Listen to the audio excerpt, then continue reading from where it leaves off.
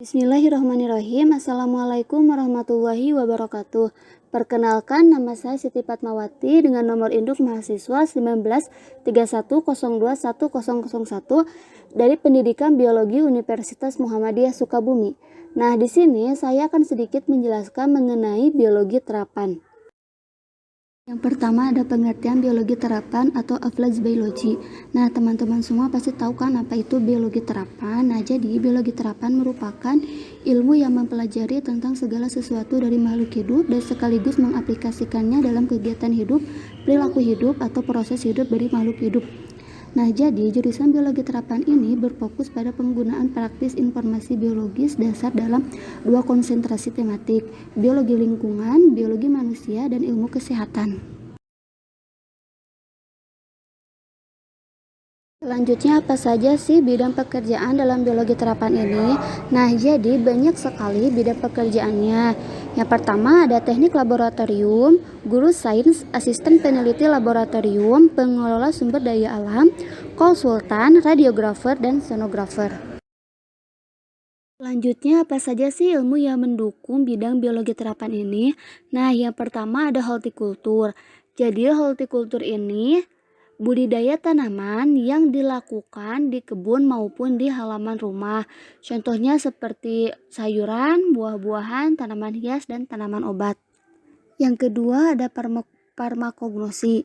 Nah, farmakognosi ini salah satu ilmu yang mempelajari tentang bagian-bagian tanaman atau hewan yang dapat digunakan sebagai obat alami yang telah melewati berbagai macam uji, seperti uji farmakodinamika, uji toksikologi, dan uji biofarmasetika.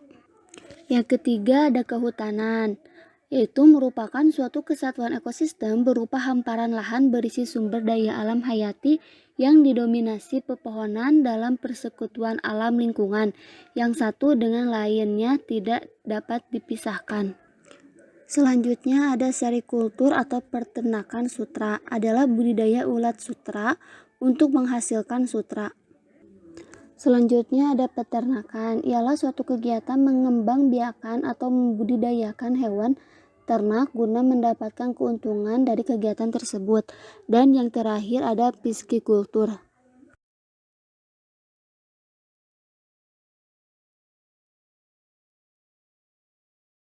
Keminatan. Nah, apa saja sih keminatan dalam biologi terapan ini? Yang pertama ada ilmu dan teknologi pangan. Jadi merupakan ilmu yang mempelajari semua aspek dalam ilmu pangan mulai dari fisik, biologis maupun kimiawi. Nah, selain itu kita juga akan belajar berbagai macam hal yang berhubungan dengan proses pengolahan bahan pangan pasca panen menjadi makanan yang bisa dimakan. Selanjutnya yaitu mikrobiologi, yaitu merupakan sebuah cabang dari ilmu biologi yang mempelajari mikroorganisme.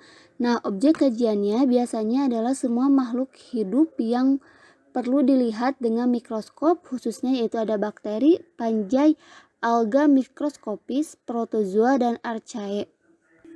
Selanjutnya ada teknik biomedis. Nah, teknik biomedis ini merupakan program studi yang menggabungkan bidang ilmu keteknikan dan kedokteran. Nah, di mana pada program studi ini akan dipelajari bagaimana merancang alat-alat mekanis dan elektronis untuk membantu dunia medis. Selanjutnya ada bioteknologi, yaitu merupakan cabang ilmu yang mempelajari pemanfaatan makhluk hidup yaitu bakteri, fungi, virus, dan lain-lain maupun produk dari makhluk hidup yaitu enzim dan alkohol dalam proses produksi untuk menghasilkan barang dan jasa. Selanjutnya ada arsitektur. Nah, jadi arsitektur dalam biologi ini adalah konsep biologis. Jadi, para arsitek diajak untuk memahami rumah sebagai sebuah bangunan organis, yaitu untuk meningkatkan kualitas kehidupan. Kualitas bangunan dengan bagian-bagian material dan rohani menentukan kualitas lingkungan hidup manusia. Nah, jadi bahan-bahan bangunan yang digunakan dalam mewujudkan arsitektur biologis adalah bahan-bahan bangunan dari alam. Bahan bangunan alam yang dapat dibudidayakan lagi digunakan dalam arsitektur biologis seperti kayu, bambu, rumbia, alang-alang, dan ijuk.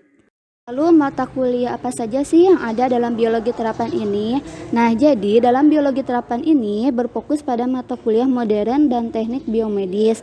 Seperti apa contohnya? Yang pertama ada biokimia, yang kedua ada rekayasa genetika, yang ketiga ada biokimia molekuler, ada imunologi, mikrobiologi, dan penelitian klinik. Mungkin sekian yang dapat saya sampaikan. Wassalamualaikum warahmatullahi wabarakatuh.